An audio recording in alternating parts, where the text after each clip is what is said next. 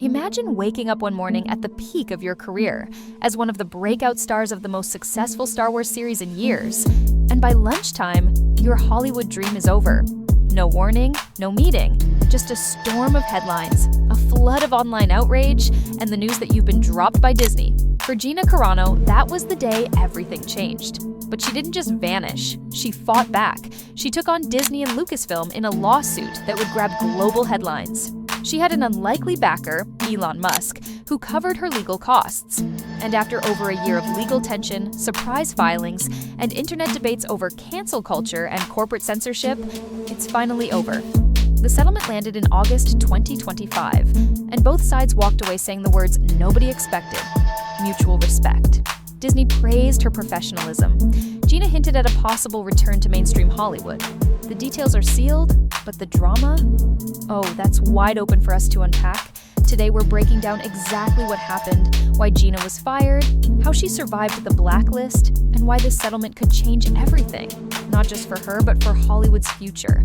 Stick around because this story is more cinematic than the show that made her famous. Before the controversy, Gina Carano was a trailblazer. She started in the brutal world of MMA, becoming one of the first women to break into the mainstream fight scene. She had the power, the presence, and the charisma, and Hollywood took notice. Roles in Haywire, Fast and Furious 6, and Deadpool followed, but her real breakthrough came in 2019 with The Mandalorian. As Cara Dune, she was a rebel shock trooper with a sharp tongue and unmatched combat skills. Fans loved her. She wasn't just another side character, she was becoming a cornerstone of the Star Wars TV universe. Disney even considered giving her a spin-off, Rangers of the New Republic. Then, in February 2021, it all collapsed. Lucasfilm released a statement calling her social media posts abhorrent and unacceptable. The most explosive was a comparison between the political climate for conservatives and the treatment of Jews during the Holocaust. Other posts mocked mask mandates, pronoun usage, and echoed voter fraud claims. The backlash was immediate. Fire Gina Carano trended worldwide.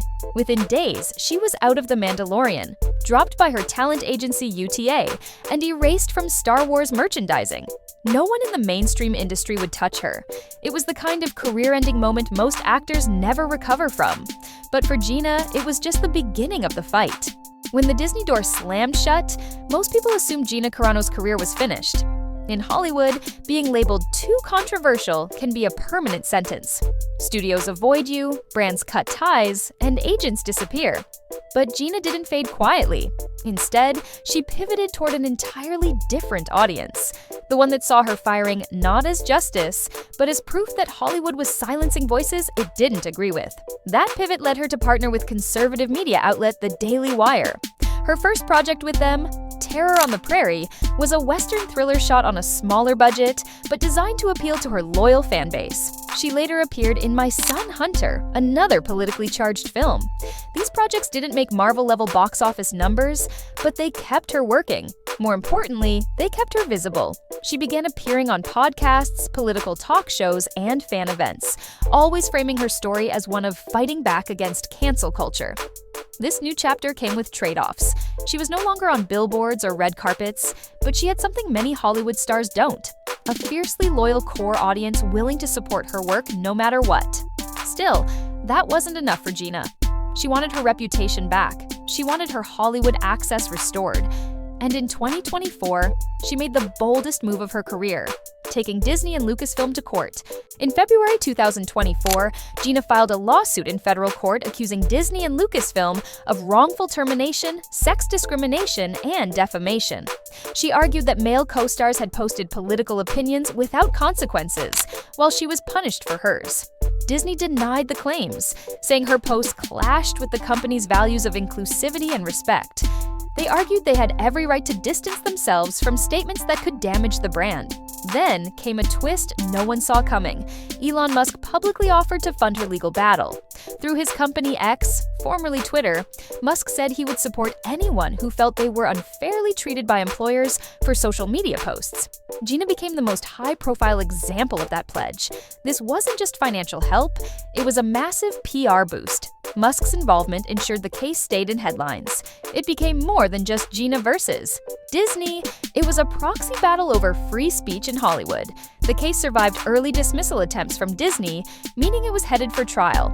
Witness lists were being prepared, depositions were looming, and the industry was bracing for a courtroom showdown that could get messy for both sides. But then, just as the fight seemed ready to explode in public, everything changed. On August 7, 2025, the legal war ended with a surprise settlement. The case was dismissed with prejudice, meaning it can never be refiled. The terms? Completely confidential. No numbers were released, but speculation ran wild. Media outlets noted Gina's net worth appeared to have jumped since the case began, fueling theories of a significant payout. The bigger surprise came in the public statements. Instead of trading insults, both sides went out of their way to be nice. Lucasfilm praised Gina's professionalism, saying she was respected by her co-stars and crew. Gina called it the best outcome for all parties involved and even wished for healing to the Force. And then came the headline maker. Disney said they were open to working with her again. For a Hollywood firing as public and brutal as hers, this was almost unheard of. Usually, the relationship is burned forever. But here was the studio that cut her loose, now publicly leaving the door open. Gina, for her part, thanked Elon Musk for supporting her, with nothing in return, and hinted she might take on new projects soon. The once bitter war had ended not with a bang, but with a handshake, at least in public. The settlement is more than just a win for Gina. It's a reset button. For starters, it erases the legal cloud hanging over her career. Casting directors, studios, and agents no longer have to worry about an ongoing public court battle. That alone makes her more castable than she's been since 2021. Second, Disney's olive branch means that if the public sentiment shifts enough, we could see Gina back in mainstream projects, maybe even in the Star Wars universe. While a Cara Dune return isn't confirmed, the fact that it's no longer impossible is a huge change. Third, this case has become a touchstone in Hollywood's ongoing conversation about political speech, cancel culture, and corporate image control. Supporters see it as proof that standing your ground can pay off. Critics see it as a reminder that words have consequences. For Gina personally, she's now in a rare position. She has her loyal base from the post-Mandalorian years, but she also has a chance to rebuild bridges in the industry. If she plays it smart, choosing projects that expand her reach without reigniting old controversies, she could be one of the few stars to truly survive a high-profile cancellation. The next move is hers. So here we are. The Gina Carano versus Disney saga has officially closed.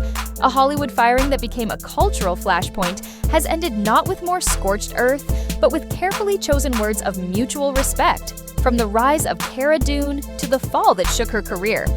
From indie films funded by a loyal fan base to Elon Musk's headline-making intervention. From public shaming to private settlement, Gina Carano's journey is nothing short of cinematic. What happens next? That's the question everyone is asking. Will she return to the galaxy far, far away? Will she focus on independent films where she controls the narrative?